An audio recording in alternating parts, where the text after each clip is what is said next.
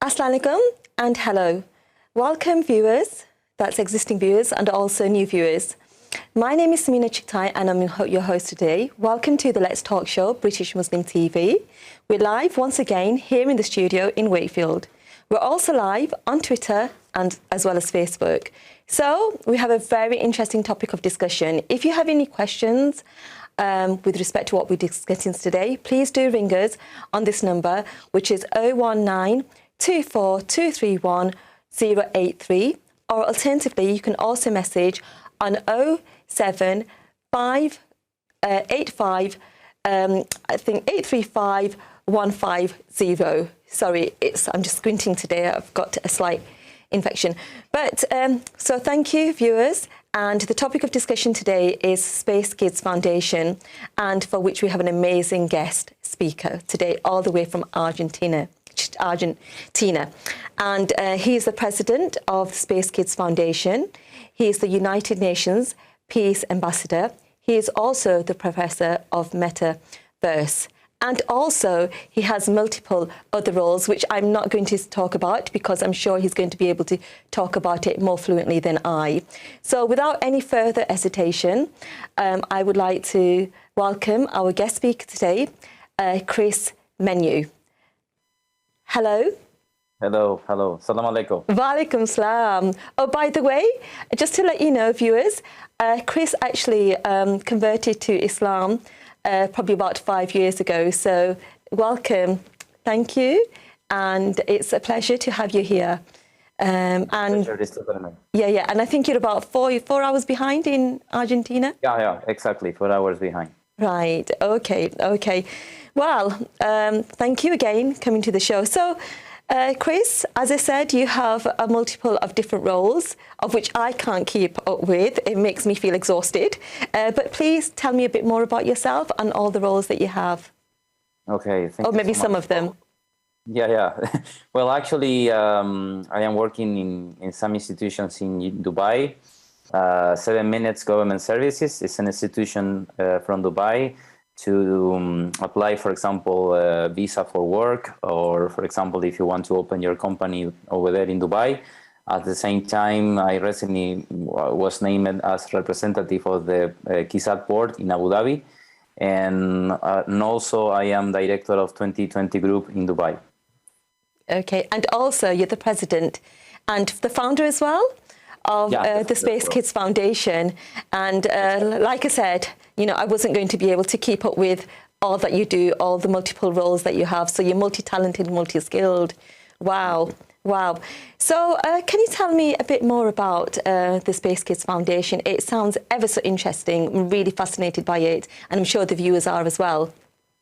Thank you so much. Actually, the Space Kids Foundation has 2 years so far. I create this foundation because I know the future is going to be the space and metaverse.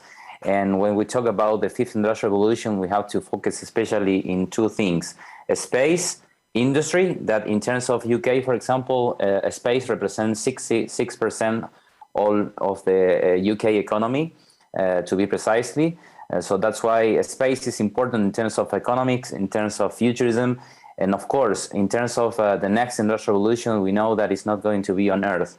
If we are going to have the next industrial revolution, which some people say that is going to be in 2032, will be outside the planet Earth. So that's why I came to my mind that it's important to reskill and upskill the young generations to open this mindset about the space, boost imagination, boost passion. And I know that the space education is going to be so necessary to open the new strategy in terms of jobs. And that's why I realized that with one space institution, we can boost space education as well. So that's why I created the Space Kids Foundation. Okay, excellent. And when was it actually set up, the Space Kids Foundation? Well, actually, before the pandemic started, we opened the Space Key Foundation. We just released at the Ministry of Foreign Affairs of Argentina. So that's why we have the support of the Ministry of Foreign Affairs of our country. And with the vision that we want to invite the whole Latin American kids. And hopefully we are going to start with the whole continent from the next month, because nowadays, since we started 2 years ago, we just gave 10,000 scholarships, but only in Argentina. But from the next month, we are going to start giving some scholarships with the space agency from Paraguay and some universities from Panama, Mexico, Ecuador, Colombia, and promote the space education programs to the kids that actually they don't have resources to pay the courses. So that's why our idea and our intention is to provide courses for free. And we want to achieve the goal that in 2040, in Latin America, we want at least 1 million of kids prepared for this future that we are going to have. And of course, if we have success, we want to spread all over the world this concept of a Space Kid Foundation. Yeah, certainly. And, I'm sure it's going to be very, very popular. And as you've said, you've offered so many scholarships. So you're going to branch out to other Latin American countries and hopefully become worldwide. So what is the age range of this group? If you can just quickly mention, is it very small children? Is it 18 plus? What is the age range that the courses, the scholarships are offered to? Yeah, well, there are two ranges. One is between 8 to 12 and the other is 13 to 18. Okay.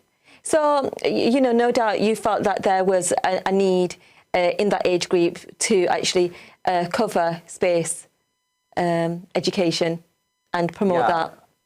Exactly. And it's not just about the space, it's about technology, human skills, because as I said at the beginning, we want to boost the fifth industrial revolution. In Latin America, all the industrial revolution took us years to understand the industrial revolutions. From the beginning of the industrial revolution 200 years ago, we are adopters of the industrial revolution. We are not creators of industrial revolutions in Latin America. So that's why, in this moment of this century, we know that the fifth industrial revolution is going to be related with the space, technology, and metaverse. So that's why we are going to iterate all those concepts, and we want to boost, because we know that the space and metaverse are going to be the future. Right, okay. Well, can you tell me what metaverse means? Because I believe it's about, taking the, what's the word, internet and virtual reality, 4G to another level, isn't it? Where there's more reality and it's like virtual connection through computer-aided and artificial intelligence, where, users will have access to another world. And in this respect, it will be space. Am I correct there? Exactly, and you are correct. When we talk about metaverse, the correct answer is the next internet that we are going to have, that actually we are building this reality, because at the moment metaverse is just a concept, a marketing concept. We are not having the metaverse concept as a reality nowadays. And why space is important? Because with satellites, we are going to build the digital twin of human Earth, and the planet Earth is going to become a digital twin with the metaverse and satellites and the 5G and 6G. We are going to have this reality in front of our eyes. So that's why metaverse is related with the space education, because it's the next internet that we are going to have. We are not going to use websites. We are going to use metaverse. And at the same time, we are going to, in one point of our existence, we are not going to use this body. We are going to be only avatars, and we are going to be able to travel by consciousness through other planets, such as Mars, Moon. So the body is not going to be required. In 20 or 30 years, this possibility could be possible. Yeah, that's very exciting. So I suppose, like you've mentioned, the Avatar, there is that movie, The Avatar, as well, in which, you have humans going to, some planet in Mars. I think it begins with, is it Pandora, something like that. I can't remember, but beginning with P. Yeah, so you have these humans that are kind of like slightly hybrid humans that are genetically engineered as well. So they're kind of like almost human, but virtual as well. It's hard to describe, but people that have watched it, they will understand.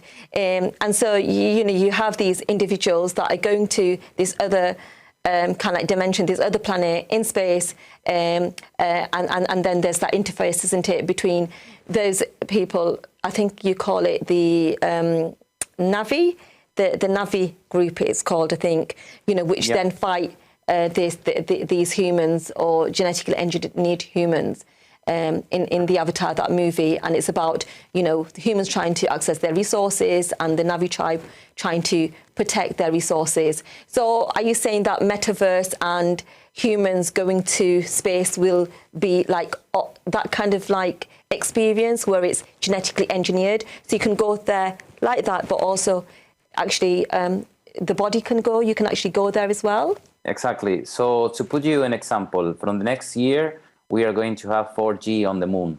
And in less than 20 years, we are going to have on the moon living 1,000 people living on the moon. Sorry, what year was that again, you mentioned? Yeah, I'm saying that the next year we are going to have 4G on the moon. So we are going to have connectivity on the moon. And when we have connectivity, we are going to be able to connect through 4G, this concept of avatars and metaverse with the people who are going to live on the moon. So probably for those who don't want to travel physically, they are going to be able to travel virtually through their avatars, and we're going to have the experience with the virtual reality, the possibility to explore with our all senses the life on moon. And at the same time, it's going to be the same with Mars in 2050 or 2060. So we know that this possible scenario is going to be possible because we are going to become interplanetary species in less than 100 years, and that is so necessary to apply in the concept to boost space education and technology, because without that, kids are going to don't have the mindset prepared for this age that we are going to explore. And this is where, you know, the Space Kids Foundation ties in. So, okay, so we're just going to actually have a short break.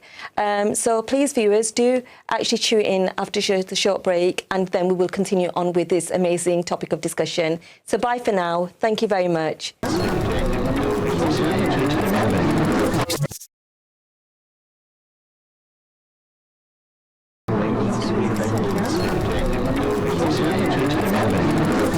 Hello, Assalamu alaikum. Welcome back to the Let's Talk show, and I'm your host today, Samina Chughtai. We're live here in the studio, and we have an amazing, live in the studio, I meant in Wakefield, and we have an amazing guest speaker as we were continuing, sorry, what have I just said? Sorry about that. So we will continue on with the conversation, you know, because ultimately that's what we're moving towards, metaverse and interplanetary life in space. And so the Space Kids Foundation will provide young people, you know, the technology, the skills, the education, the experience, and also to be able to have that knowledge around space. And I was actually reading about your Space Kids Foundation, you know, on the net. And the courses that you're providing are very, very interesting, really interesting. Courses such as, I think, space technology, which would give them, you know, understanding around, you know, technology and how that works in space. But also, I think there was one about the spacesuits course. And I found that fascinating. And I'm thinking, so are you saying that we're all going to, at some point, having to wear spacesuits? I can't imagine myself going to space, certainly not. I'm a bit of a chicken. So I think I'll probably, you know, stick to becoming an avatar and going virtually. But can you just expand a bit more on that course? Because I found that really fascinating, that you're going to give these children this knowledge, apart from all the other courses, but Space Kids suits. What's that about then? Yeah, well, actually, Samira, we want to provide the knowledge of future clothing, because we know that the climate change is going to be a quite challenge for the humankind. Right. because of that, when we want to build the next clothes for human beings, it's not just for people who are going to travel around the moon or other planets. It's especially because we are going to have more heat weather from now on to the to 5 to 10 years from now on. We are going to have this hot weather that is going to affect us in some point. So that's why we need to create a new type of textile. And with technology, we want to provide new solutions in terms of jackets or pants. So for this, we know that with Arduino, is a microchip. We can build this kind of technology into the textile, and we can provide solutions for people who are going to be in some point affected by the weather. So that's why those courses are not just only for space. Those courses are actually focused on planet Earth and the consequences of the climate change that we are going to have. For the next 5 years. So that means, I'll probably be walking around maybe in about 20, 30 years time plus with this spacesuit, even on Earth, because of the climate change as well. Yes, but it's also available in space. So that's amazing. So does that mean that we've currently, got,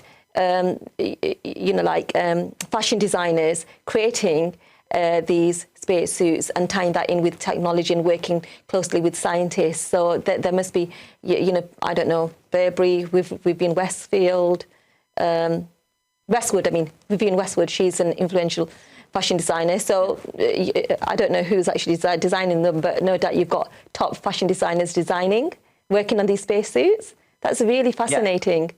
Yeah. And as you are saying, the designers must focus on this kind of textiles because we are going to suffer the consequences of climate change.